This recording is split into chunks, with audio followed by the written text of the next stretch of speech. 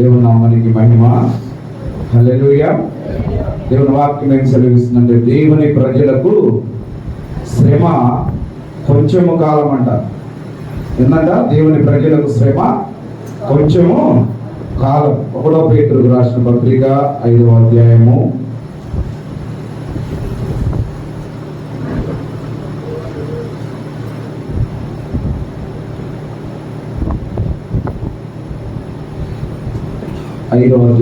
10వ వచనం. తన నిత్య మహిమకు క్రీస్తునందు మిమ్మల్ని పిలిచిన సర్వ కృపానిధియగు దేవుడు కొంచెము కాలము మీరు శ్రమపడిన పిమ్మట తానే మిమ్మును పూర్ణులుగా చేసి స్థిరపరిచి బలపరచును. యుగ యుగములకు ప్రభావము ఆయనకు కలుగునుగాక. హల్లెలూయా, హల్లెలూయా. దేవుని వాక్యం ద్వారా దేవుడు మనల్ని లోతుగా నడిపించుగాక. 10వ వచనంలో ఏమంటున్నాడు అంటే, తన నిత్య మహిమకు అంట, తన నిత్య మహిమకు క్రీస్తునందు మిమ్మల్ని పిలిచిన ఎవరంట? ఆయన సర్వ కృపానిధియగు దేవుడు మనకు కొంచెము కాలము మీరు శ్రమ పడిన పిమ్మట తానే మనల్ని ఏం చేస్తున్నట్టు? ఆయన పూర్ణులుగా చేసి విడిపించి బలపరిచి స్థిరపరిచి దేవుడు మనల్ని హెచ్చిస్తాడట. ఈరోజు ఇక్కడ కూర్చున్న ప్రతి ఒక్కరం, ఈరోజు ఇక్కడ ఉన్న ప్రతి ఒక్కరం కదిలిస్తే శ్రమ, కదిలిస్తే బాధ. ఇలాగ బలప్రాదు మనం ఆరాధన చేస్తున్నప్పుడు, అయ్యా మరి అనారోగ్యంతో ఉన్నాం, అయ్యా అప్పులతో ఉన్నాం, బాధతో ఉన్నాం, కష్టంతో ఉన్నాం, దుఃఖంతో ఉన్నాం. ఇక్కడ ఒక్కొక్కరిని కదిలిస్తే ఒక్కొక్కరికి ఒక్కొక్క బాధ ఉన్నది, ఇక్కడ ఒక్కొక్కరికి ఒక్కొక్క శ్రమ ఉన్నది, ఇక్కడ ఒక్కొక్కరికి ఒక్కొక్క దుఃఖం ఉండొచ్చు. అయితే దేవుడు అంటున్నాడు కదా, నిత్య మహిమ కొరకు, నిత్య మహిమ కొరకు అంట. దేవుడు మనల్ని పిలిచిన దేవుడు అంట. నిత్య మహిమకు క్రీస్తునందు మిమ్మల్ని పిలిచిన. ఎవరు పిలిచినారు మనల్ని? మనుషులు పిలవలేదు. నేను పిలిచినది, ఏర్పాటు చేసుకున్నది దేవుడు ఇక్కడ కూర్చుండి పెట్టింది ఎవరు అనంట? సర్వకృపానిధియగు సత్య స్వరూపి అయిన దేవుడు మనల్ని పిలిచి ఏర్పాటు చేసుకున్నాడంట. ఏర్పాటు చేసుకున్నది ఇక్కడ వదిలిపెట్టడానికి కాదు, ఇక్కడ మనం చెయ్యి విడిచడానికి కాదు. ఆయన దేవుడు ఇక్కడ ముగించిన తర్వాత నిత్య మహిమలోకి మనల్ని చేర్చుకోవడానికి ఆయన మనల్ని ఏర్పాటు చేసుకున్నాడు. అయితే కొంచెం కాలం మనకు శ్రమ. హల్లెలూయా. కొంచెం కాలం శ్రమ. ఈ శ్రమ తాలుకుంటేనే, ఈ శ్రమలో నువ్వు నిలబడితేనే, ఈ శ్రమలో, ఈ అగ్ని పరీక్షలో నువ్వు పరీక్షించబడితేనే ఆ తర్వాత నీకు నిత్య మహిమ. నువ్వు శ్రమ వద్దు అని అంటే, బాధ తాకనీయను అంటే, నీకు మరి ఆ యొక్క శ్రమ తాకనీయను అంటే మహిమ వద్దా? నిత్య మహిమ కొరకే మనం ఏం చేయబడాలి? పరీక్షించబడాలి. హల్లెలూయా. పరీక్షించబడాలి. కొంచెం కాలం మీరు శ్రమ పడిన పిమ్మట ఆయనే మనల్ని ఏం చేస్తాడంట? పూర్ణులుగా చేసేస్తాడు, సంపూర్ణులుగా చేసేస్తాడు, బలవంతులుగా చేసేస్తాడు, ఆరోగ్యంగా ఉంచుతాడు, స్థిరపరుచుతాడంట, బలపరుస్తాడంట. అయితే అప్పుడు మనం ఏం చెల్లించాలి? యుగ యుగములు ప్రభువుకు, యుగ యుగములు ప్రభు ఆయనకు మహిమ కలుగునుగాక. యోబు ఏమన్నాడు? అన్ని ఒక్కరోజే పోయినాయి కదా. మనం ఎప్పుడు చెప్పుకుంటాం, అన్ని పోయినాయి. శ్రమలో ఉన్నాడు, ఆ పరీక్షించబడుతున్నాడు, అన్ని ఒక్కరోజు పోతే బట్టలు చింపుకొని బూడిదలో కూర్చొని ప్రభువుకు స్తుతి కలుగునుగాక. హల్లెలూయా. ప్రభువుకు మహిమ కలుగునుగాక అని చెప్పేసి మరి అంటున్నాడు. ఎవరు అంటున్నారు? యోబు అంటున్నాడు. అన్ని పడగొట్టుకున్నా కూడా దేవునికి ఏం చెల్లిస్తున్నాయన? స్తుతి చెల్లిస్తున్నాడు. ఈరోజు మనం కొంచెం శ్రమ తాకగానే, ఈరోజు కొంచెం మనకు బాధ కలగగానే, ఈరోజు కొంచెం అనారోగ్యం రాగానే, అయ్యో దేవుని సన్నిధికి మనం దూరం అవుతాం. దేవుని సన్నిధికి వచ్చి నిలవడం, ఆరాధించలేకపోతాం, స్తుతించలేకపోతాం. రియల్గా నువ్వు ఎప్పుడైతే బలహీనంగా ఉన్నావో అప్పుడు ప్రభుని ఎక్కువగా నువ్వు స్తుతించాలి.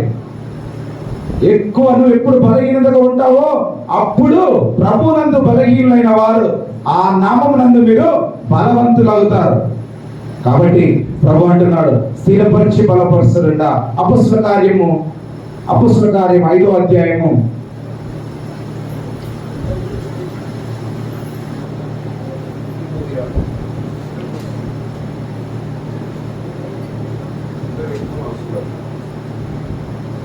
5వ అధ్యాయము అపోస్తలుల కార్యం 41వ వచనం. ఆ నామము కొరకు అవమానమును పొందుటకు పాత్రులని ఎంచబడినందున వారు సంతోషించుచు మహాసభ ఎదుట నుండి వెళ్ళిపోయి ప్రతి దినము దేవాలయములోను ఇంటింటను మానక బోధించుచు యేసే క్రీస్తు అని ప్రకటించుచుండిరి. ఇక్కడ పేతురు శిష్యులు ఈ నామాన్ని ప్రకటిస్తున్నప్పుడు ఆ ప్రభు మహిమలోకి వెళ్ళిపోయిన తర్వాత ఈ పేతురు ఇందాక చెప్పినట్టు ఒక చోట నిలబడి ఆయన ప్రసంగిస్తే ఎన్ని వేల మంది రక్షించబడ్డారు? 3,000 మంది. ఒక్క చోట నిలబడి ఆయన ఒక్క ప్రసంగం చేస్తే పేతురు 3,000 మంది రక్షించబడ్డారు.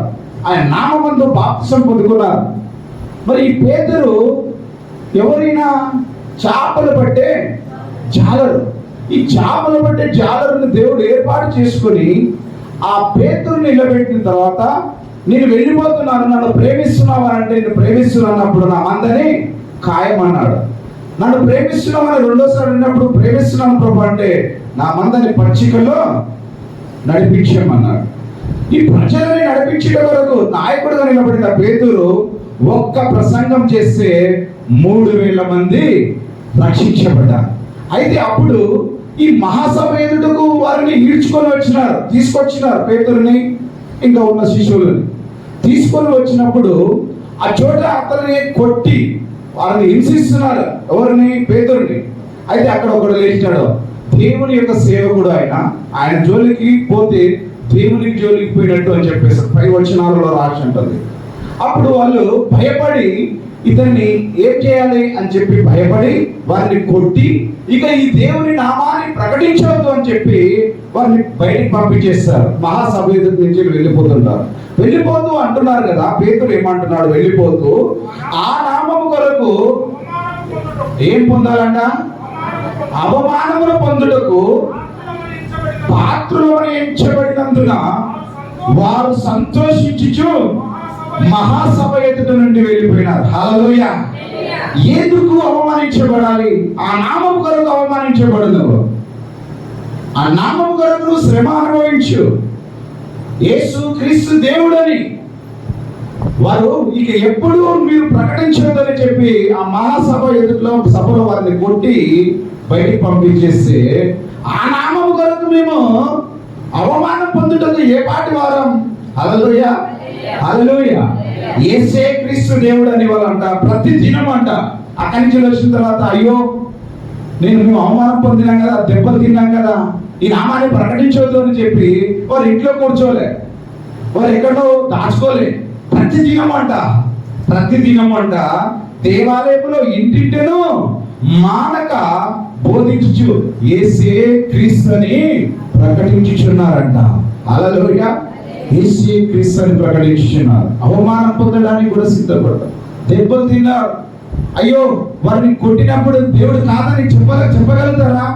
యేసు ప్రభు పక్కన నిలబడినప్పుడు యేసు ప్రభు చేసిన అద్భుతాలు చూసి, యేసు ప్రభు చేసిన స్వస్థతలు చూసి, యేసు ప్రభు చెప్పిన మాటలు విని, ఆయన బోధ విని, ఆయన చెప్పిన ప్రతి అడుగు, ఆయన మార్గంలో నడిచిన పేతురు తన శిష్యులు ఆయన మహిమలోకి వెళ్ళిపోయిన తర్వాత వారి నామాన్ని ప్రకటించకుండా మేము ఊరుకుందామా? హల్లెలూయా. ఆయన నామం కొరకు అవమానం పొందినా సిద్ధమే, ఆయన నామం కొరకు మేము శ్రమ పడినా సిద్ధమే. అంతేకాదు, పేతురు ఎలా చనిపోయినంట బైబిల్ చరిత్ర చెప్తుంది. పేతురు యేసు ప్రభు ఏమో నిలువుగా సిలువేసినారు, పేతురునేమో రివర్స్ లో సిలువేసినారు. హల్లెలూయా. తల కిందికి, కాళ్ళు పైకి వేసి అతన్ని సిలువ వేసినారు పేతురుని. ఈ నామం కొరకు తను హతసాక్షులు కావడానికి మరి శిష్యులు నిలబడినారు. ఆది సంఘము నాయకులు నిలబడినారు, శిష్యులు అపోస్తులుగా నిలబడినారు. ఆ నామం కొరకు మేము అవమానం పొందడానికైనా సిద్ధమే, ఆ నామం కొరకు మేము శ్రమ పడినా సిద్ధమే అని చెప్పి యేసే క్రీస్తు అని ప్రకటిస్తున్నారు. ఈరోజు మనం దేవుడు మన జీవితంలో చేసిన అద్భుతాలు మనకు జ్ఞాపకం రావా? చెప్పాలి. ఒక్కొక్కరు కదిలిస్తే శ్రమే అనుకుంటే మరి అద్భుతాలు ఎన్ని? శ్రమే అనుకుంటే దేవుడు చేసిన మేలు ఎన్ని? నువ్వు బాధనే ఇప్పుడు అనుభవిస్తే దేవుడు సుఖపెట్టిన దినాలన్నీ. దేవుడు ఈరోజు నువ్వు దుఃఖంతో ఏడుస్తున్నావు, అన్ని విధాలుగా బాధపడుతున్నావు. మరి ఒకప్పుడు దేవుడు నేను మరణ ఛాయలు విడిపించిన ఆ దేవుడి సంగతి ఏంటిది? ఒకసారి ఆలోచన చేద్దాం. మనల్ని కొద్ది దినములు శ్రమలో ఉంచుతాడు దేవుడు. అది కూడా నువ్వు తాలుకున్నంతనే, అది కూడా నువ్వు అనుభవించేంతనే దేవుడు నీకు తాకనిస్తాడు. ఆ తర్వాత నీకు శ్రమ వచ్చాడు దేవుడు. నీకు ఎంత నువ్వు తాలుకుంటావో అంత మట్టుకే దేవుడు తాకనిస్తాడు. ఎందుకు? నువ్వు పరీక్షించబడాలి. నువ్వు పరీక్షించబడకపోతే నిత్యమహిమ లేదు మనకు. ఈ భూమి పైన మనము శ్రమ అనుభవించకపోతే నిత్యమహిమ లేదు. అప్పుడు నువ్వు అనుభవించిన తర్వాత నేను స్థిరపరిచి పూర్ణులుగా చేసి ఆయన నిత్యమహిమలోకి పంపిస్తాడట. చూడు, అంత వేదన పెట్టినా అంత కొట్టినా కూడా మరి వాళ్ళు మాత్రం ఆ సభ ఎదురు నుంచి బయటికి రాగానే ఆ నామం కొరకు మేము శ్రమ పడుట, అవమానం పొందుట సరైనది అంటున్నారు. ఒక్కరోజు ఆగలేదు వాళ్ళు. దినదినములో దేవాలయంలో వారు బోధించు ప్రకటించు, ఇంటింట మరి బోధించు మానక వారు దేవుని నామాన్ని ప్రకటించినారంట. అదే అపొస్తలుల కార్యం 9వ అధ్యాయము 15వ వచనం. అందుకు ప్రభువు, నువ్వు వెళ్ళుము, అన్యజనుల ఎదుటను రాజుల ఎదుటను ఇశ్రాయేలు ఎదుటను నా నామమును భరించుటకు ఇతడు నేను ఏర్పరచుకొనిన సాధనమై ఉన్నాడు. ఇతడు నా నామము కొరకు ఎన్ని శ్రమలను అనుభవింపవలెనో నేను అతనికి చూపుదునని అతనితో చెప్పాను. హల్లెలూయా. ఓరైనా పౌలు సౌలుగా ఉన్నప్పుడు దమస్కుకు బయలుదేరుతున్నాడు. ఎవరిని బాధించడానికి? దేవుని మార్గములో క్రీస్తు సంఘాన్ని ఈడ్చుతూ, ఇంటింట ఉన్న స్త్రీలను బయటకు గుంజుతూ, కొట్టుతూ, చంపుతూ వెళ్తున్న ఈయన సౌలుగా దమస్కుకు వెళ్తున్నప్పుడు దమస్కు ప్రయాణంలో దేవుడు అతను దర్శించిన తర్వాత తన కళ్ళు పోయినప్పుడు నువ్వు వెళ్ళు దమస్కుకు, అక్కడ అననీ అనే నా యొక్క దేవజనుడు ఉన్నాడు, అతని దగ్గరికి వెళ్తే నీ కొరకు ప్రార్థిస్తాడని చెప్పి పౌలుతో మాట్లాడినప్పుడు అననీతో దేవుడు మాట్లాడుతున్నాడు. నీ దగ్గరికి ఒక ఫలానా వ్యక్తి వస్తున్నాడు, పౌలు వస్తున్నాడు, సౌలు కనబడిన వాడు వస్తున్నాడు నీ దగ్గరికి, అతని నువ్వు ప్రార్థించు, అభిషేకించు, బాప్టిజం చేయి, అతను నిన్ను వాడుకుంటానని అంటే అనని అంటున్నాడు, అయ్యా ఈ మార్గంలో ఉన్న వారిని అనేకుల్ని కొడుతున్నాడయ్యా, ఈ సంఘాన్ని చెదరగొడుతున్నాడయ్యా, వీరిని శ్రమ పెడుతున్నాడయ్యా అంటే అంటున్నాడు. ప్రభు అంటున్నాడు, అతడు నా నామము కొరకు అంట ఏమన్నాడు ఇక్కడ? అతను ఏం చేస్తున్నాడు? అందుకు ప్రభువును వెళ్ళుము, అన్యజనుల ఎదుటను రాజుల ఎదుటను ఇశ్రాయేలు ఎదుటను నా నామమును భరించుటకు ఇతడు నేను ఏర్పరచుకొనిన సాధనమై ఉన్నాడు. హల్లెలూయా. ఎవరన్నా ప్రభు మార్గంలో ఉన్న సంఘాన్ని బాధిస్తే, సంఘాన్ని దూషిస్తే, లేదా దేవుని నమ్ముకున్న వారిని ఏదో రకంగా బాధిస్తే దేవుడు ఏం చేస్తాడంట? వారిని సాధనంగా మార్చేస్తాడంట. హల్లెలూయా. సాధనంగా మార్చేస్తాడు. ఇక్కడ కూర్చున్న ప్రతి ఒక్కరు కూడా ప్రభు మార్గంలో ఉన్న వారిని మనం అందరం ఏమన్నాం? ఒకప్పుడు ఏమన్నాం? దూషించినాం కదా. ఎంతమంది ఒకసారి పరీక్షించుకుందాం. నేనైతే ప్రభు మార్గంలో ఉన్న వారు అనేకులు తిట్టినా. ఎవరు తిట్టలేదా మీరు? ఒక్కరిని కూడా. ఎందుకు తిట్ల? మరి చేయలేము, మరి తిట్టే. అయితే వారిని ఎప్పుడైతే నువ్వు అంటావో నిన్ను సాధనంగా మార్చుకున్నాడంట. ఎవరు ఎదుట నిలబెట్టడానికి? అన్యజనుల ఎదుట, రాజుల ఎదుట, అనేకుల ఎదుట నిలబెట్టి సాధనంగా మార్చుకుంటున్నాను అంటున్నాడు దేవుడు. అయితే సాధనముగా ఉన్నాడు. ఇతడు నా నామము కొరకు ఎన్ని శ్రమలను అనుభవింపవలెనో నేను ఇతనికి చూపుదునని అతనితో చెప్పాను. దేవుని మార్గంలో నీకు శ్రమ వద్దు అని అంటే వీలు లేదు. దేవుడిని ఏర్పాటు చేసుకొని ఒకవేళ నేను ఆ యొక్క పరీక్షకు అప్పచెప్పితే అనుభవించు. నా నామం కొరకు అంటున్నాడు ప్రభు. నా నామము కొరకు ఎన్ని శ్రమలు అనుభవింపవలెనో అతనికి నేను చూపెడతా. మరి పౌలు గురించి మీరు ఎంతమంది బైబిల్ చదివినారో తెలియదు. ఎన్నిసార్లు ఆయన మరి దెబ్బలు తిన్నాడు? 5 సార్లు. ఎన్ని తక్కువ? 1 తక్కువ 40 కొరడా దెబ్బలు. ప్రభు ఒక్కసారే 1 తక్కువ 40, 39 కొరడా దెబ్బలు తింటే పౌలు ఎన్నిసార్లు? 5 సార్లు. 1 తక్కువ 40 దెబ్బలు. 5 సార్లు కొట్టబడ్డాడు ఆయన. ఒకసారి చచ్చిపోయాడు, ఒకసారి ఈడ్చుకెళ్ళి లోయలో పడేస్తారు ఆయనని. ఎన్నో సార్లు దెబ్బలు తిన్నాడు, ఎన్నో అవమానాలు పొందుకున్నాడు. అపొస్తలులలో ఈయన పొందిన శ్రమ ఇంక ఎవ్వరు పొందలేదు. ఇక ముందు కూడా ఎప్పుడు కూడా ఎవరు పొందాలనుకుంటారు నాకు తెలిసి. రాశి లేదు ఈయన కంటే ఎక్కువ శ్రమ పొందినట్టుగా ఎవరు లేరు. ఎప్పుడైతే దమస్కు మార్గంలో తల దించినాడో ప్రభు దర్శించినప్పుడు, ఆ తర్వాత బాప్తిసం తీసుకున్నాడో దమస్కులో అననీయ దగ్గర, ఆ తర్వాత ప్రభు కొరకై బయలుదేరిన అతడు ప్రభు నామమును ప్రకటించి సంఘాలు ఏర్పాటు చేసి శ్రమలు అనుభవించి దేవుని యొక్క మార్గమును తెలిపి రోమాలో తన తల తీసేంత వరకు కూడా ప్రభువుని ఎక్కడ ఆయన మర్చిపోలేదంట. హల్లెలూయా. ప్రకటించొద్దని ఇతరులు కూడా చాలా సార్లు చెప్తారు, దేవుని నామాన్ని ప్రకటించొద్దు అని. లేదు, ఆయన ఎక్కడ ఆగలేదు. నేను ప్రకటించకుండా ఉండను.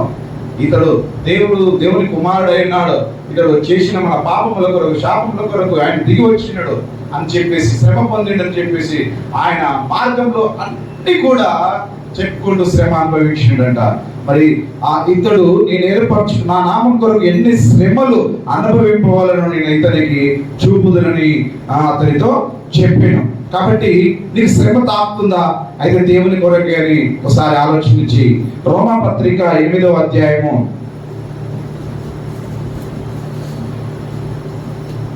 17వ వచనం, మనము పిల్లలమైతే అనగా దేవుని వారసులం, క్రీస్తుతో కూడా మహిమ పొందుటకు ఆయనతో శ్రమ పడిన ఎడల క్రీస్తుతోడి వారసులం. హల్లెలూయా. క్రీస్తుతోడి వారసులం. మనం పిల్లలమైతే ఎందుకు పైన వచ్చిన 15వ వచనం, ఎలా అనగా మరలా భయపడటకు మీరు దాస్యపు ఆత్మను పొందలేదు కానీ దత్తపుత్ర ఆత్మను పొందితివి. ఆ ఆత్మ కలిగిన వారమై మనం అబ్బా తండ్రి అని మొరపెట్టుచున్నాం. చూడండి, మనము దేవుని పిల్లలమని ఆత్మ తానే మన ఆత్మతో కూడా సాక్ష్యం ఇస్తున్నాడు. చాలు. మనము పిల్లలమైతే వారసులం. మనం ఇప్పుడు మీరు ఏమైనా ప్రార్థన చేస్తారు? మీ ప్రార్థన వాడకం ఏంటిది? మనం ఏమైనా ప్రార్థన చేస్తాం? అయ్యా, తండ్రి, నాయన, ప్రభువా సహాయం చేయి నాయన, తండ్రి, నాయన అని అంటాం కదా. నాయన అంటే మన భాషలో తండ్రి, తండ్రి అంటే మన భాషలో నాయనే, అయ్యా అంటే మన భాషలో తండ్రి. మరి ఈ తండ్రికి ఈ తండ్రి మనల్ని దత్తపుత్రగా నిన్ను దేవుడు ఆ దత్తపుత్ర ఆత్మనిచ్చి దేవుడిని తీసుకున్నాడు, ఏర్పాటు చేసుకున్నాడు. అయితే నువ్వు ఎవరు? ఇప్పుడు ఆయనకు నువ్వు వారసులం. మనం హల్లెలూయా. వారసులంటే ఓ తండ్రికి 2 కొడుకులు ఉంటే తండ్రి స్వాస్థ్యం అంతా ఎవరికి చెందుతుంది? అది పిల్లలకే కదా, వారసులకు. ఆ వారసులకు చెందుతుంది. తండ్రి ఆస్తి ఎవరికి చెందుతుంది? వారసులకే చెందుతుంది. మరి తండ్రి అప్పు ఎవరు చెందుతుంది? తండ్రి అప్పు చేసి చచ్చిపోయాడు అనుకో, ఎవరు కట్టాలి? తండ్రి 2 ఇళ్ళు కట్టిపోయిండు, మంచి భూమి సంపాదించిపోయిండు, ఆస్తి ఎవరు చెందుతుంది? అయితే ఇక్కడ మనం వారసులమైతే, పిల్లలమైతే ఆయన వారసులం. మనం పిల్లలమైతే ఆయన నిజంగా నా దేవుడు అని నువ్వు నమ్మినవు, నా దేవుడు నా రక్షకుడు అని, నా కొరకు ఆయన శిలువలో మరణించాడని, నా కొరకు ఆయన భూమి మీదకి వచ్చాడని, ఆయన రక్తంలో నువ్వు కడగబడిన నీవు ఆయన తండ్రి, అబ్బా తండ్రి అని మనం పిలుస్తున్నాం కదా. ఆ ధన్యత మనకి ఇచ్చాడు దేవుడు. పిల్లలు లేని వారు ఏం చేస్తారు? మొత్తం పిల్లలు లేరు అనుకో, ఏం చేస్తారు? కొన్ని దినాల పిల్లలు కాకపోతే ఏం చేస్తారు? ఓ పిల్లగాని తెచ్చుకుంటారు, దత్తకు తెచ్చుకొని పెంచుకుంటారు. అయితే దేవుడు కూడా మనల్ని దత్తత తీసుకున్నాడంట. హల్లెలూయా.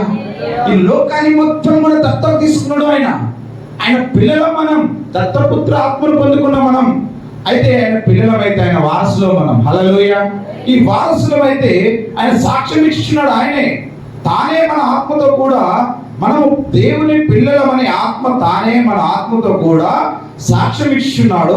మనము పిల్లలమైతే వారసులం, అనగా దేవుని వారసులం, క్రీస్తుతో కూడా మహిమ పొందుటకు ఆయనతో శ్రమ పడిన ఎడల క్రీస్తుతోడి వారసులం. శ్రమ లేకపోతే వారసులు కాదు నువ్వు. నీ శ్రమ లేకపోతే వారసురాలో కాదు నువ్వు. క్రీస్తుతోడి వారసులు కావాలంటే ఆయనతో మహిమలో వెళ్ళాలి అని అంటే ఆయన శ్రమ పొందే కదా.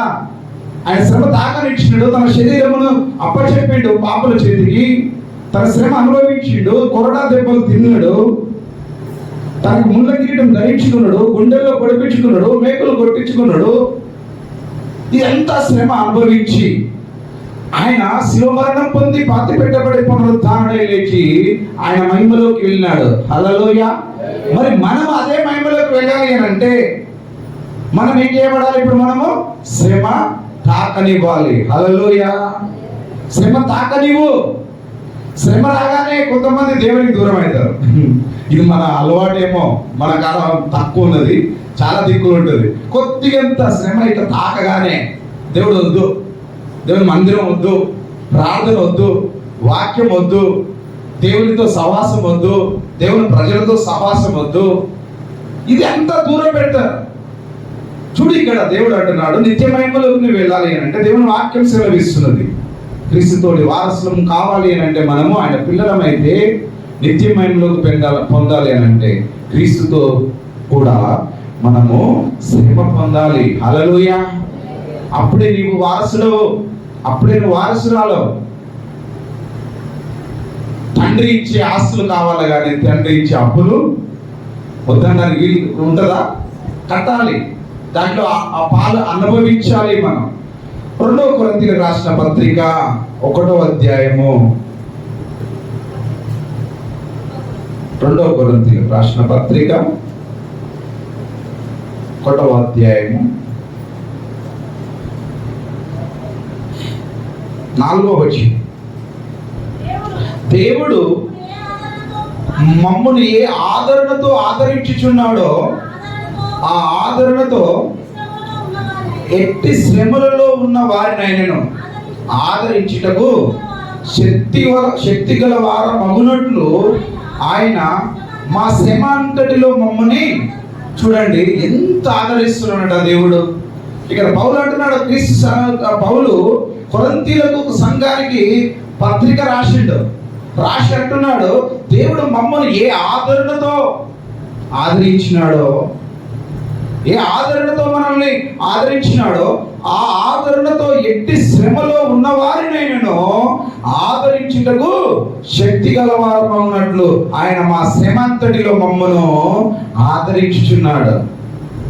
ఈరోజు మనుషులు నేను చేయి విడచవచ్చు, మనుషులు నిన్ను దూరం పెట్టవచ్చు, మనుషులు నిన్ను నీ బాధలో బాధ పంచుకోకపోవచ్చు, కానీ దేవుడు నిన్ను ఆదరించేవాడు. హల్లెలూయా. దేవుడు నీ శ్రమ అంతటిలో దేవుడు నిన్ను ఆదరిస్తాడు, ఓదార్స్తాడు, నిన్ను ఎత్తుకుంటాడు. నువ్వు దుఃఖపడుతున్న నిన్ను దేవుడు ఎత్తుకొని ఓదార్స్తాడు, చంకన పెట్టుకుంటాడంట. హల్లెలూయా. ఎప్పటి వరకు? ముదిమి వచ్చేంత వరకు, అంటే నువ్వు భూమి మీద అయిపోయేంత వరకు, నీ ప్రయాణం ముగిసేంత వరకు కూడా దేవుడు నిన్ను ఎత్తుకుంటాడు, వదిలిపెట్టాడు. ఏ ఆదరణతో దేవుడు నిన్ను ఆదరించి ఉన్నాడో శ్రమ అంతటిలో దేవుడు నిన్ను ఆదరిస్తాడంట. ఎక్కడ నిన్ను చెయ్యి వదిలిపెట్టాడు, ఏ చోట నిన్ను దేవుడు చెయ్యి వదిలిపెట్టాడు. దేవుడు నిన్ను అన్ని క్షణం నడిపిస్తాడు. చీకటి అంధకారములో నుండి అయినా గాఢాంధకారపు లోయలో సంచరించిన ఏ భయము నాకు లేదు అన్నాడు దావీదు. హల్లెలూయా. దావీదు మరి కొన్ని సంవత్సరాలు అడవిలో ఆయన జీవితం, గాఢాంధకారపు లోయ, ఎక్కడ శత్రు భయం నుంచి ఏ శత్రు ఏడంగా మీద పడుతాడని భయంతో బ్రతికినప్పుడు కూడా దేవుడు ఆయన ఆదరించాడు. హల్లెలూయా. గాఢాంధకారపు లోయలో నేను సంచరించిన ఏ అపాయం నా యొద్దకు రానివాడు, తాకనివాడు దేవుడు నిన్ను. ఒకవేళ దేవుడు శ్రమ పెడితే తప్ప కానీ మనుషుల చేతికి నిన్ను దేవుడు ఎప్పుడు అప్పచెప్పాడు. దేవుడు ఇది రాసి పెట్టుకోలేవు. మనుషుల చేతికి ఎప్పుడు అప్పచెప్పాడు దేవుడు. శత్రువు చేతికి నిన్ను ఎప్పుడు అప్పచెప్పాడు. నువ్వు మెలకుగా ఉంటే, నేను మెలకుగా ఉండను, నా ఇష్టానుసారంగా బ్రతుకుతా, లోకానుసారంగా బ్రతుకుతా, దేవునికి దూరంగా బ్రతుకుతానంటే రియల్ గా నువ్వు ఆ దేవునికి దూరమైన ఆ క్షణమే నువ్వు అపవాది చేతిలో చిక్కబడతావు, అని ఉరిలో చిక్కబడతావు. వేటగాడు ఉరి పెట్టిండు అక్కడ, పిచ్చిగా అంటే ఒక చూస్తుండగానే ఉరి పెట్టిండు. ఉరి పెడితే అది చూస్తూ వెళ్ళి ఆ ఉరిలో చిక్కబడుతుంది. అంటే రియల్ గా ఈరోజు మనం ఒక ఆలోచన చేద్దాం.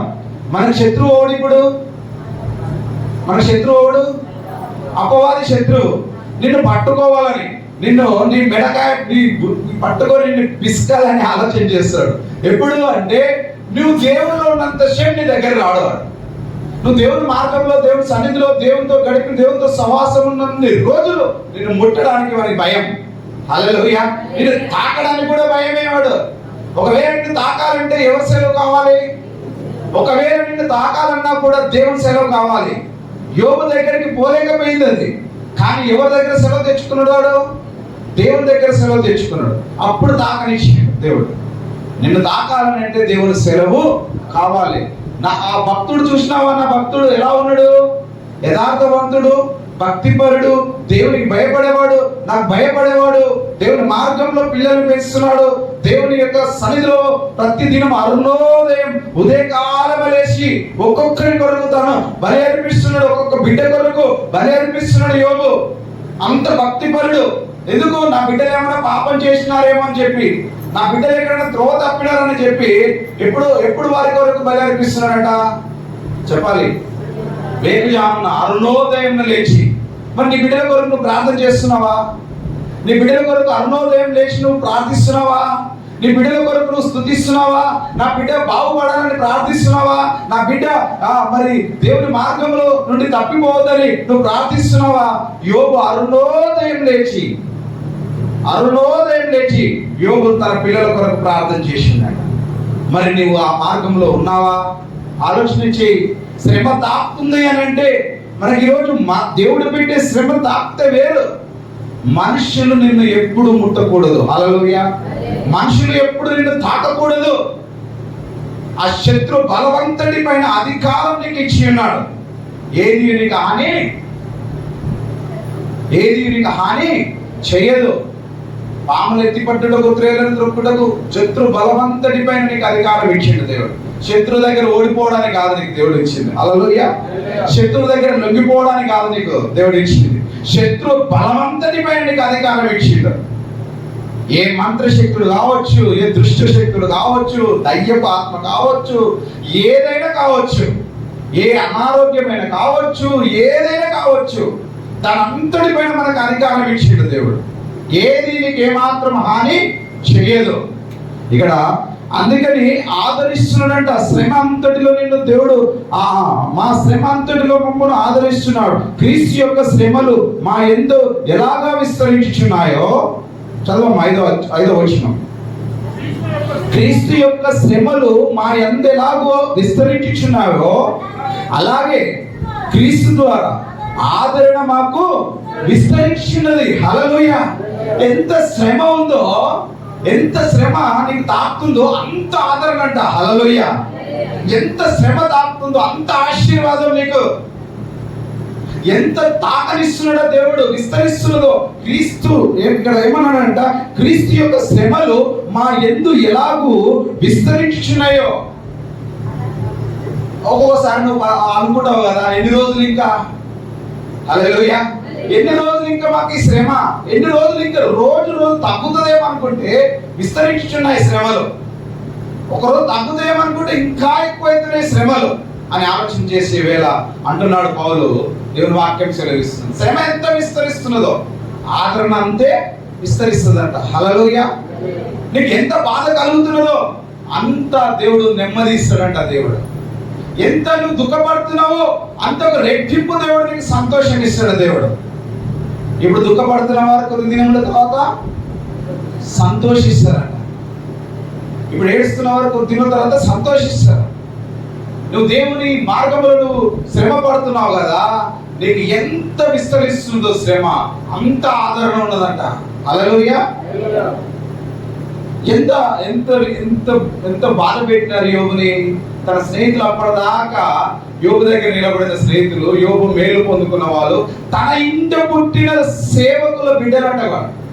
తన ఇంట పుట్టినవాడు కూడా, పుట్టినోడు అంటే ఆయన గురించి తెలియదు, తన ఇంట పుట్టినోడు కూడా తర్వాత పెద్దగా తర్వాత యోబుని అంటున్నాడు, నువ్వేం పాపం చేసినావో, నువ్వేం తప్పు చేసినావో, నువ్వు దేవుని మార్గంలో ఏం తప్పు చేసినావో, అందుకే నీకు శ్రమ, అందుకే నీ బిడ్డలు చచ్చిపోయారు, అందుకే నీకు ఆస్తి పోయింది, అందుకే నీ సమస్తం పోయింది, నువ్వేదో తప్పు చేసినావు. అయితే యోబు అంటున్నాడు, నా అడుగుల లెక్క నేను ప్రభు సన్నిధిలో నేను చెప్పుకోగలుగుతాను. అది నాకు తెలుసు, అది ఎక్కడి నుంచి వచ్చింది నాకు తెలుసు అని యోబు అంటున్నాడు. అయితే ఎక్కడ నిరీక్షణ లేకుండా తను దుఃఖపడలేదు, కానీ దేవుడు నాకు ఉన్నాడు, నిన్న అడుగు జాడ లెక్క చెప్పుకుంటా, అడుగుల లెక్క చెప్పుకుంటా అని చెప్పేసి యోబు పలుకుతూ వస్తున్నాడు. స్నేహితులు వస్తున్నారు, నీవే భక్తిపరుడువా, నీవే నీతిమంతుడు, ఎన్నో అతని వ్యతిరేకంగా మాట్లాడుతున్నారు. అయినా కూడా అతడు ఎక్కడ కూడా దాని గురించి ఆయన ఆలోచన చేయలేదు. శ్రమ ఎంత విస్తరిస్తున్నదో అంత ఆశీర్వాదం వచ్చింది యోగుకు. హల్లెలూయా! ఎంత యోగుకి ఎంత ఆశీర్వాదం, రెండంతల ఆశీర్వాదం. చూడు, మరి నీకు ఈ రోజు తాకుతుందేమో శ్రమ, బాధ, కష్టం, దుఃఖం అన్నీ ఉన్నాయి. మరి ఇవన్నిటికి బదులు దేవుడు కొద్ది దినముల తర్వాత తాలుకున్న ఆ శ్రమ వదిలిన కొంచెం కాలం తర్వాత నీకు రెండంతల ఆశీర్వాదం దేవుడు నీకు ఇయ్యబోతున్నాడు. 1 కొరింథీయులకు రాసిన పత్రిక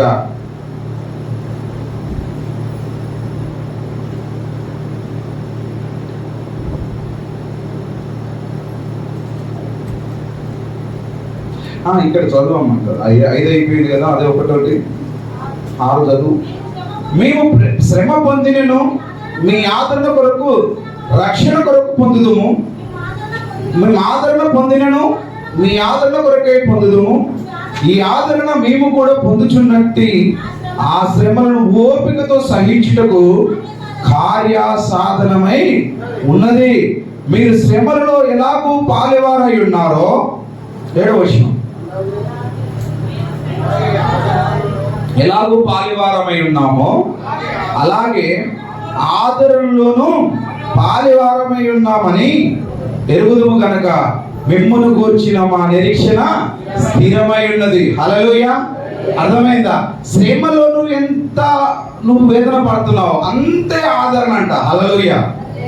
శ్రమలో ఎంత పాలివారం అవుతున్నావు పౌలు అంటున్నాడు, అంత ఆదరణ ఉన్నది మాకు, అంత మేము పాలివారమై ఉన్నాం. అది స్థిరమైనది. హల్లెలూయా! ఈ మాట స్థిరమైనది. అండర్లైన్ చేసుకొని బైబిల్లో ఉంటే రాసుకోలేకపోతే స్థిరమైనది. శ్రమ చాలా, నేను ఉపవాసం ఉన్నప్పుడు దేవుడు నాతో ఒక మాట మాట్లాడాడు. ఎట్లా అంటే మంచి గంభీరమైన స్వరం అది. అప్పుడు దేవుని వాక్యం చదువుతున్న, ఉపవాసంలో బాగా చదువుతున్న వాక్యం, దేవుడు ఒక రాత్రి నాతో మాట్లాడుతున్నాడు. ఒక దేవసేవకుడు వచ్చి నాతో మాట్లాడుతున్నాడు. ఒక మాట చూడండి, అది ఎక్కడంటే 1వ తెస్సలోనికీయులకు రాసిన పత్రిక 1-2 ఉంటుంది. నేను అండర్లైన్ చేసుకుంటా, చెప్తా ఒక్క నిమిషం. 2వ తెస్సలోనిక 4వ వచనం. ఎట్లా అంటే అప్పుడు ప్రభువుని నమ్మిన తర్వాత మాకున్న శ్రమ, బాధ ఆ యొక్క సమయంలో ఎంత ఉందనంటే 4వ వచనం, అందువలన మీ హింసలన్నిటిలోనూ మీరు సహించుచున్న శ్రమలలోను మీ ఓర్పును మీ విశ్వాసమును చూచి మేము దేవుని సంఘములో మీ యందు అతిశయపడుచున్నామని చెప్పేసి ఒక దేవసేవకుడు వచ్చి నాతో మాట్లాడుతున్నాడు. ఉపవాసంలో దర్శనంలో మంచి స్వరం వినపడుతుంది. ఎంత హింస, ఎంత బాధ, ఎంత వేదన, ఎంత దుఃఖము, ఇవన్నీ విషయంలో కూడా ప్రభుని ఆ సమయంలో ఉపవాసం ఉండి ఆ సమయంలో దేవుని ఆరాధించడానికి నిలబడి మరి అట్టి దీన స్థితిలో కూడా దేవుని ఆ శ్రమ తాకనిచ్చినాం. హల్లెలూయా! శ్రమను తాకనిచ్చినాం.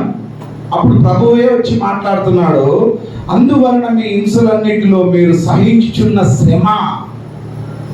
శ్రమలో మీరు సహించుచున్న శ్రమ, ఎంత శ్రమ అది, తాలూకులోని శ్రమ అది.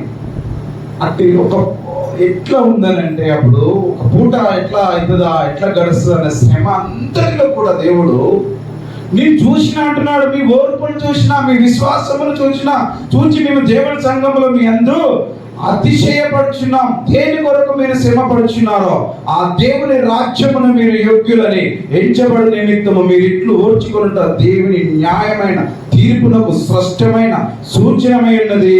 హల్లెలూయా! హల్లెలూయా! ఈ శ్రమ నువ్వు తాకని, తాకితే దాని మీద ఎక్కువ విశ్వసించు. ఒక్కొక్కరికి ఒక శ్రమ కదా దేవుడు మరి నిలబెట్టుకున్నాడు. నువ్వు ఎప్పుడు నిలబడతావో దేవుని యొక్క సంఘంలో, ఎప్పుడు నిలబడతావో దేవుడి పని కొరకు, ఎప్పుడు నిలబడతావో ఈ పని కొరకు, ఈ శ్రమ అంతా ఒకవైపు పెట్టి ఒక శ్రమంతో ఒకవైపు ఉంటే నువ్వు ఆ శ్రమను పట్టుకొని ఆశీర్వాదం పొందుకోవాలి. హల్లెలూయా. నువ్వు శ్రమ లేదు నాకు ఆశీర్వాదం కావాలంటే లేదు. నీకు ఎంత శ్రమ ఉన్నదో అంత ఆదరణ ఉన్నది నీకు. శ్రమ లేని ఆశీర్వాదం లేనే లేదు. హల్లెలూయా. కాబట్టి నువ్వు ఆ శ్రమంతుడు కూడా విశ్వాసంతో నిలబడు, ధైర్యంగా నిలబడు, నిరీక్షణ ఉంది అని నిలబడు. ఒక రోజు వస్తుంది నీకు ఖచ్చితంగా. ఆ రోజు కొరకు నువ్వు వేచి చూడు. అపోస్తలుడైన పౌలు అంటున్నాడు, ఆ రోజు కొరకు నేను పరిగెత్తుతున్నాను అన్నాడు కదా. 2వ కొరింథీయులకు రాసిన పత్రిక 11వ అధ్యాయము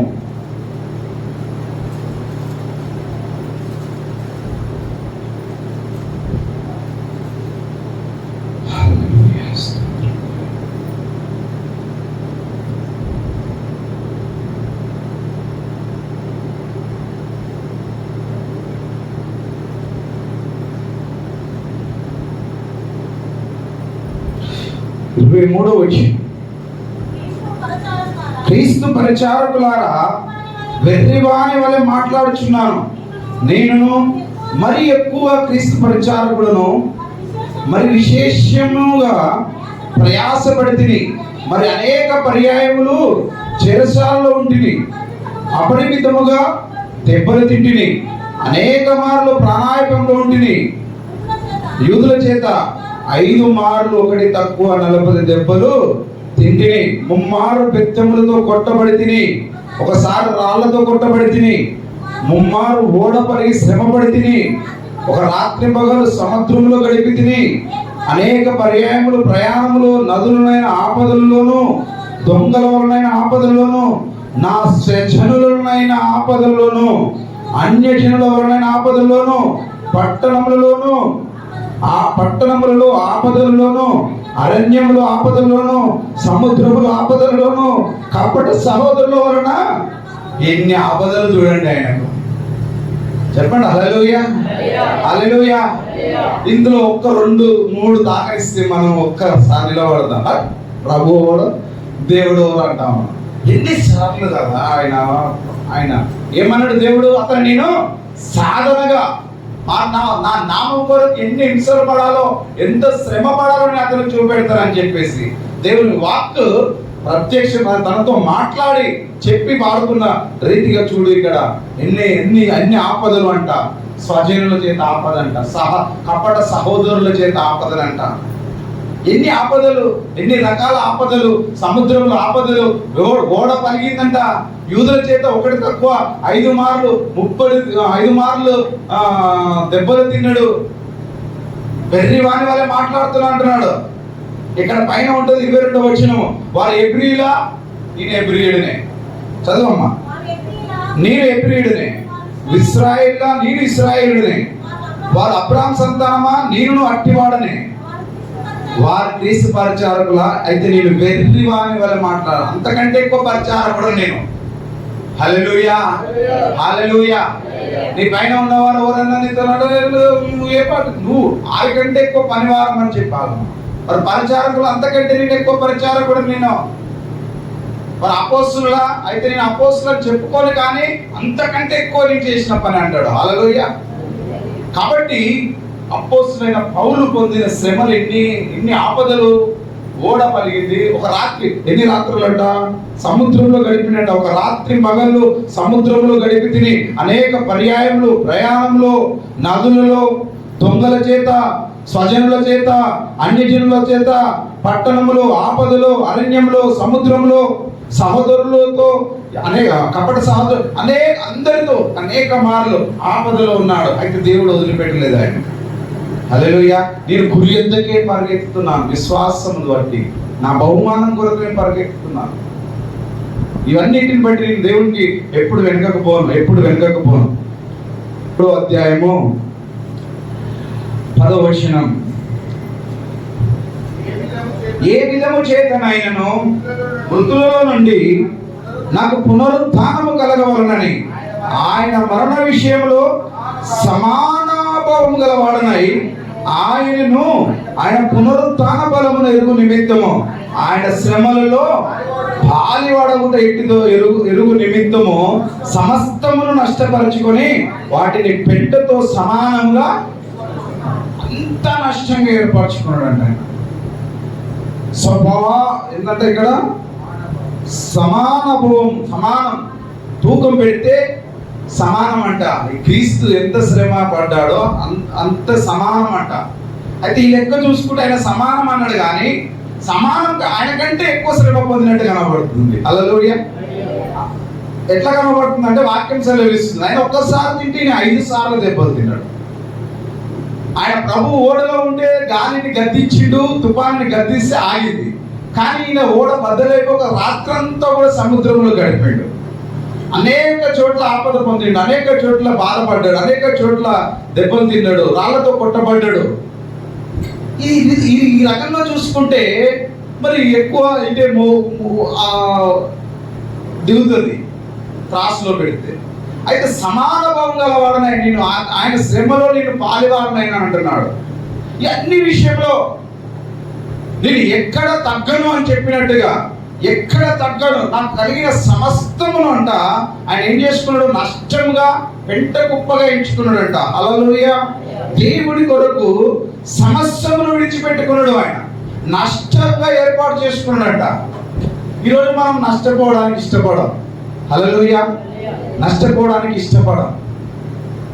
సమాన భావం అక్కడ సమానం పునరుత్థానము కలగవలనని, నాకు పునరుత్థానం కలగవలనని ఆయన మరణ విషయంలో సమాన భావం గలవాడనై ఆయనను ఆయన పునరుత్థాన బలమును ఎరుగు నిమిత్తము ఆయన శ్రమలలో పాలివాడవుతా అంటే ఇక్కడ ఒక మాట నేను చెప్తా. పునరుత్థాన బలం అంటే ఏంటిది? ఆయన ప్రభువు మరణించిన తర్వాత పాతి పెట్టబడ్డాడు, అవునా కదా? పాతి పెట్టబడి మరి తిరిగి లేచిండు. ప్రభు మరణంలో ఉన్నాడా? లేడు కదా. పునరుద్ధారణమై మరణానికి వేసిన దేవుడు ఆయన. ఈ పునరుత్థాన బలం ఏంటిదో అని చెప్పానంట పౌలు పరీక్షించుకుంటున్నాడంట. చూడండి ఎంత మంచి మాట, లోతైన మాట. ఈ పునరుత్థాన బలం ఎట్టిదో ఎరగాలి నేను అంటే, ఈ లోకంలో ప్రభు దేవుడు కుమారుడై దేవుడై పాతి పెట్టబడి లేచిండు. కానీ పౌలు దేవుడు కాదు కదా. పౌలు తన పరిచారకుడు మాత్రమే, తన సేవకుడు మాత్రమే. ఆ పునరుత్థాన బలం ఎరుగు నిమిత్తము అనంట శ్రమ అనుభవించిందంట. హల్లెలూయా. అంటే ఆ శ్రమల నుంచి నువ్వు లేపబడితే పునరుత్థాన బలమే నీకు. హల్లెలూయా.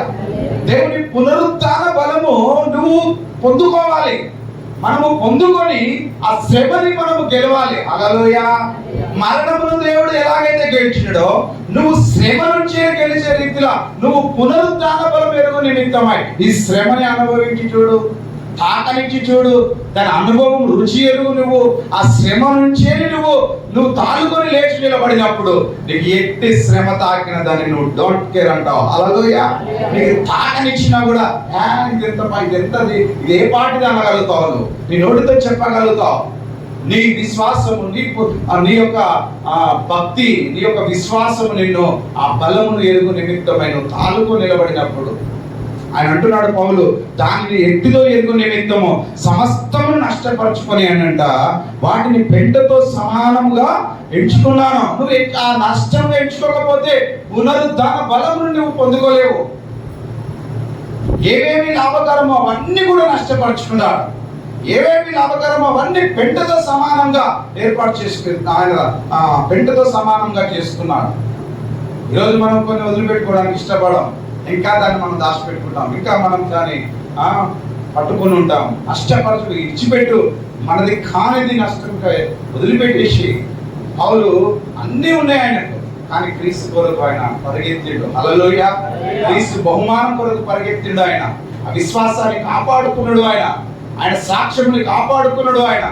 ఈరోజు మనం కూడా ఈ శ్రమ తాకినప్పుడు పునరుత్థాన బలము నీకు కావాలి అని అంటే తాకిన తర్వాత నువ్వు మోకరించి మంచి నీకు బాధ కలిగినప్పుడు, అనారోగ్యంగా ఉన్నప్పుడు, దుఃఖంగా ఉన్నప్పుడు, శ్రమ ఉన్నప్పుడు, కష్టం ఉన్నప్పుడు, అప్పు ఉన్నప్పుడు, నీ ఇల్లు చాలా క్రిటికల్గా గడుస్తున్నప్పుడు నువ్వేం చేస్తావు? అప్పుడు ఏం చేస్తావు చెప్పాలి? ఓ చెప్పరా? ఓ అన్ని బాధలు ఉంటాయి, ఏం చేస్తావు నువ్వు? ఉపవాసం ఉండి రెస్ట్. కరెక్ట్, అదొక పాయింట్. ఉపవాసం ఉండి చెప్పరాదమ్మా, ఇంత గొంతంతో వద్దు, ఒక మాటలు చెప్పొచ్చు కదా. ఇవన్నీ బాధలు ఉన్నాయి. పాలలకు అడగదా? మరి ఎవరికి అడగదు అమ్మా? వీళ్ళందరికీ ఒకసారి పాటలు కూడా సైన్ చేసుకోవాలి. మంచిగా రాసుకొని మీరు సైన్ చేసుకుంటే అప్పుడు అడగవచ్చు. మనం అందరం, మీరే కాదు మేము కూడా, మనమందరం కష్టం వచ్చినప్పుడు, బాధ వచ్చినప్పుడు, అనారోగ్యం వచ్చినప్పుడు, ఇవన్నిటిలో నువ్వు తలుపులో ఒక గదిలోకి వెళ్ళి తలుపు వేసుకొని ఇక ఏడువు, నీ ఇష్టం వచ్చినంత ఏడువు. అక్కడ నీకు ఎంత ఏడవాలనిపిస్తుంది ఏడువు. అక్కడ ఎంత దుఃఖం ఓ చూడరు కదా, అప్పుడు చూసేది ఎవరు? ఓరు. ఎంత ఏడుస్తావు ఏడు. లేదా ఇప్పుడు ఏమైతుంది, ఎవరి ముందర ఏడిస్తే వాళ్ళు ఏమనుకుంటారో అని అనుకుంటావు కదా. అయితే నువ్వు గదిలో ఒక్కదాని ఉన్నప్పుడు, ఇంట్లో ఒక్కడు ఉన్నప్పుడు తలుపు వేసుకో, బయట పెట్టు, ఏడు. ఇక ఏడు. ఎంత ఏడుస్తావు ఏడు. పునరుత్థాన బలం కావాలి ప్రభువా. నువ్వు నన్ను దీవిస్తావా, ఆశీర్దిస్తావా? ఎట్లా వాడుకుంటావా? నన్ను సాధనగా వాడుకుంటావా, ఆయుధంగా వాడుకుంటావా, లేకపోతే నన్ను ఏం చేయమంటావా? ఒకసారి దేవుని దగ్గర విచారించి చూడు, దేవుని దగ్గర అడిగి చూడు. చాలా మంది ఇక ఎట్లా అంటే ఇంతే, ఇంతవరకే అనుకుంటాం. అంతకు ఉంచడానికి దేవుడు ఉంచలే మనల్ని. పునరుత్థాన బలమును పొందుకొని నువ్వు నిలబడాలి. సమస్తమును నష్టపరుచుకొని పింటగా ఎంచుకున్నప్పుడే దేవునికి నువ్వు రాయబారిగా నిలబడతావు. నిత్యమయంలో నువ్వు పాలు పొందుటకై ఆయన వారసుడుగా నిలబడతావు. మనం ఎంత నిలబడినప్పుడు ఇక ముందు నీకు ఎంత శ్రమ తాకినా ఆ శ్రమ శ్రమగా అనిపించదు. నీకు శ్రమ శ్రమగా అనిపించదు, బాధ బాధగా అనిపించదు, కన్నీరు కన్నీరుగా అనిపించదు, నీకు దుఃఖం దుఃఖంగా అనిపించదు. దుఃఖం ఏదైనా బాధ వచ్చింది పోతుంది, మళ్ళా ఎంతసేపు ఉంటుంది అన్నట్టుగా ఆలోచన చేస్తావు. కానీ దాన్ని పట్టుకొని ఊరికే తలకాయ పట్టుకొని కూర్చోమ్మా. దాన్ని పట్టుకొని ఊరికే దిగులు పడకుండా కూర్చోం, చింతించకుండా కూర్చోం. చింతించడం వలన మూరుడు ఎక్కువ, నీవు నీ అనారోగ్యం పాడవుతుంది కానీ నువ్వు మూరుడు ఎక్కువ కావు. 1వ తిమోతికి రాసిన పత్రిక, 2వ తిమోతికి రాసిన పత్రిక ముగింపులోకి వచ్చిన నేను. ఇంకేం ముగించదు, నాది అయిపోదు కానీ ముగింపులోకి వస్తున్నాను. 2వ అధ్యాయము 9వ వచనం. నేను నేరస్తుడనై ఉన్నట్టు ఆ సువార్త విషయమై సంఖ్యలతో బంధింపబడి శ్రమపడుచున్నాను. అయినను దేవుని వాక్యము బంధింపబడి ఉండలేదు. అందుచేత ఏర్పరచబడిన వారు నిత్యమైన మహిమతో కూడా క్రీస్తు యేసునందలి రక్షణ పొందవలనని నేను వారి కొరకు సమస్తమును ఓర్చుకుంటున్నాడంట. ఈయన ఇక్కడ ఏమంటున్నాడు? నేను నేరస్తుడనై ఉన్నట్టు ఆ స్వార్థ విషయమై సంఖ్యలతో బంధింపబడినాడు. ఈరోజు నిన్ను ఏ రకంగా పరిచర్యలో వాడబడకుండా, నువ్వు ఏ రకంగా సాక్షాత్తితమై నువ్వు ఉండకుండా శత్రువు ఏదైనా ప్రయత్నం చేస్తాడేమో, దేవుని వాక్యం ప్రకటించబడకుండా, నీ ద్వారా ప్రకటించబడకుండా. అయితే పౌలు అంటున్నాడు, నేను నేరస్తుడనై ఉన్నట్టు సువార్త విషయమై అతన్ని సంఖ్యలతో బంధించి చెరసాలలో పెట్టినారు. నన్ను బంధించి పెడితే వాక్యం బంధించబడుతుందా? హల్లెలూయా. ఒకరోజు పౌలు శీలని బంధించి చెరసాలలో వేస్తే వారు ఆ రాత్రి పాడి స్తుతిస్తే ఏం జరిగింది? చెరసాల రద్దలైపోయింది. ఆ చోట చెరసాల నాయకుడు కావలిగా ఉన్నవాడు, ఆ కుటుంబము రక్షించబడ్డది. హల్లెలూయా. వాక్యం బంధించి ఉండదు. వాక్యం బంధించి ఉండదు. ఆది యందు వాక్యం ఉండదు, వాక్యము దేవుని యొద్దను, ఆ వాక్యమే దేవుడై ఉండదు. అయితే ఆయన మరణించిన తర్వాత తనని బంధించి పెట్టలేదు. తనను అదే సమాధిలో ఉంచలే, తను తిరిగి లేచిండు. అంటే వాక్యము, ఆ వాక్యం బంధించబడి ఉండదు. ఈరోజు మనం కాకపోతే ఇంకా అనేకులు ప్రకటిస్తారు, మనం కాకపోతే అనేకులు దేవుని సువార్త ప్రకటిస్తారు. నీవు కాకపోతే దేవుడు ఇంకా అనేకులను లేపుతాడు. మనం కాకపోతే దేవుడు ఈ సంఘం కాకపోతే అనేక సంఘాలను ఏర్పాటు చేసుకుంటాడు దేవుడు. కానీ సంఖ్యలతో మనం బంధించబడి ఉంటే దేవుని వాక్యము బంధించబడి ఉండదు. ఆలోచించి నీవు నీ కుటుంబంలో, నీ రక్త సంబంధంలో, నీ బంధుమిత్రుల మధ్యలో వాక్యం ఏం చేయబడాలి? ప్రకటించబడాలి. హల్లెలూయా. వాక్యం ప్రకటించబడాలి. వాక్యం నిమిత్తమై నువ్వు సిగ్గుపడదు. ఎక్కడ దేవుని వాక్యం ప్రకటించు, దేవుని వాక్యం, దేవుని సువార్త చెప్పు. నీ దగ్గరికి ఎలా సువార్త వచ్చిందో, అనేకులు శ్రమ పడుతున్న వారు, అనేకులు బాధపడు, అనేక రోగులు ఉన్న వారికి ఈ వాక్యము, ఈ సువార్త, నీ సాక్ష్యము వారి దగ్గరికి చేరమోసుకొని పో. ఆ సిలువని నువ్వు మోసుకొని వెళ్ళు, సువార్త మోసుకొని వెళ్ళు వారి దగ్గరికి. నేను బంధించబడినానేమో అంటున్నాడు పౌలు, ఆ వాక్యము బంధించబడి ఉండదు. హల్లెలూయా. ఈరోజు నువ్వు మౌనంగా కూర్చుంటావేమో, కానీ ఇంకొకరిని లేపుతా అంటాడు దేవుడు. నువ్వు ఈరోజు నువ్వు పనికి వెళ్ళాలనుకుంటావేమో, దేవుడు ఇంకొకరిని చూస్తాడు. కొద్ది రోజులు చూస్తాడు. నాకు బాధలు ఉన్నాయి, కష్టాలు ఉన్నాయి, నా బాధలు ఎలా తీరుతాయి, ఇంకా అనేకుండా కూర్చుంటే నీవు కొద్ది రోజుల తర్వాత నిన్ను ప్రక్కన పెడతాడు దేవుడు. ఇంకొకరిని వాడుకోవడానికి దేవుడు సిద్ధపడతాడు. ఎబ్రీయులకు రాసిన పత్రిక 11వ అధ్యాయము 24వ వచనం. 11:24. మోషే పెద్దవాడైనప్పుడు విశ్వాసమును బట్టి ఐగుప్తు ధనముల కంటే క్రీస్తు విషయమైన నింద గొప్ప భాగ్యమని ఎంచుకొని అల్పకాల పాప భోగమును అనుభవించుట కంటే దేవుని ప్రజలతో శ్రమ అనుభవించుట మేలని యోచించి ఫరో కుమార్తె యొక్క కుమారుడని అనిపించుకొనుటకు ఒప్పుకొనలేదు. ఎలా అనగా అతడు ప్రతిఫలముగా కలగబోవు బహుమానమందు దృష్టి ఉంచిండు. హల్లెలూయా. మోషే పెద్దవాడైండు. తర్వాత పరో సింహాసనం రెడీ ఉంది ఆయనకు. పరో సింహాసనం సిద్ధంగా ఉన్నది ఆయనకు. ఇప్పుడు ఒక రాజు దిగితే ఇంకో రాజు సిద్ధంగా, తన కొడుకు సిద్ధంగా ఉంటాడు కదా. అయితే పరో ఈయన పెద్దవాడైనప్పుడు అంట విశ్వాసమును బట్టి ఐగుప్తు ధనము కంటే, చూడండి, క్రీస్తు విషయమైన నింద గొప్ప భాగ్యం అని ఎంచుకొని అల్పకాల పాప భోగమును అనుభవించుట కంటే దేవుని ప్రజతో శ్రమ అనుభవించుట మేలని ఎంచుకున్నాడంట. హల్లెలూయా. గొప్ప భాగ్యం అని ఎంచుకున్నాడు. దేవుని ప్రజతో శ్రమ, దేవుని సంఘంతో శ్రమ, దేవుని చెందిన వారితో శ్రమ, అన్యజనులతో శ్రమ, అనేకులతో శ్రమ. ఈ శ్రమ అంతా ఉన్నప్పుడు ఆయన ఏమన్నాడంటే అల్పకాల పాప భోగము కంటే, భోగమును అనుభవించుట కంటే దేవుని ప్రజతో శ్రమ అనుభవించుట మేలని యోచించి ఫరో కుమార్తె యొక్క కుమారుడు అనిపించుకొనుటకు ఒప్పుకోలేదు. ఎలాగా అతడు ప్రతిఫలముగా కలగబోవు దేని దృష్టి ఉంచాడు ఆయన? బహుమానం మందు దృష్టి ఉంచి. ఈ లోకం అని చెప్తే ఈ లోకం వదిలిపెట్టి పోవాల్సిందే. ఇప్పుడు యుద్ధం, కరోనా వచ్చింది గత 2 సంవత్సరాల క్రితం. ప్రపంచం అంతా ఒక్క ఊపిపోయింది. అది ధనవంతులు పోయారు, పేదోళ్ళు పోయారు. మాల్ దగ్గర మాల్లో అతనికంటే ధనవంతులు ఓడలేడంట. రైస్ మిల్లులు అన్ని ఎక్కువ ఉంటాయనంట. మస్తు డబ్బు ఉందంట ఆయన. ఆయన పేరు జగన్ అంట. మాల్ ఆయన ఇప్పుడు ఈ మూల మీద ఉంటుంది. మనం మరిగూడకి వెళ్ళి పోతే మూల మీద ఉంటుంది. ఆ విగ్రహం కట్టి పెట్టింది అక్కడ. తన ధనం ఎంత ఉందనంటే ఆ మాల్లో తనకంటే ఆస్తిపరుడు ఓడలేడు. వేరే దగ్గరికి ఎందుకు అలా ఇక్కడ దగ్గర లోకల్ ఉంది చెప్తున్నా.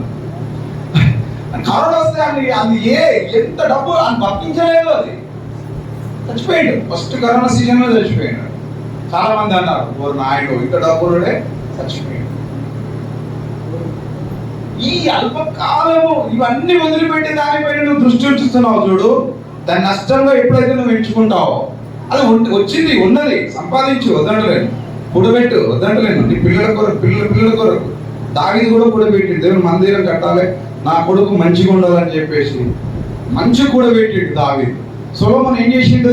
మంచి మందిరం కట్టిండు, 1000 మంది భార్యలు చేసుకున్నాడు. హల్లెలూయా. దేవుని మందిరం కట్టిండు, 1000 మంది భార్యలు. ఎందుకు? కష్టం లేదు, యుద్ధం లేదు ఆయనకు. అయ్యే సంపాదించిపోయాడు, తండ్రి సంపాదించిపెట్టాడు. ధనము, బంగారము, వెండి, ఇత్తడి, రాగి, కర్ర, రాయి ఎన్ని సంపాదించిండు. అంత మందిరం అంతా కట్టిన తర్వాత పని లేదు అయ్యగారికి పని లేదు, యుద్ధం లేదు. ఏం చేసిండు? ఇక భార్యను పెళ్లి చేసుకున్నాడు.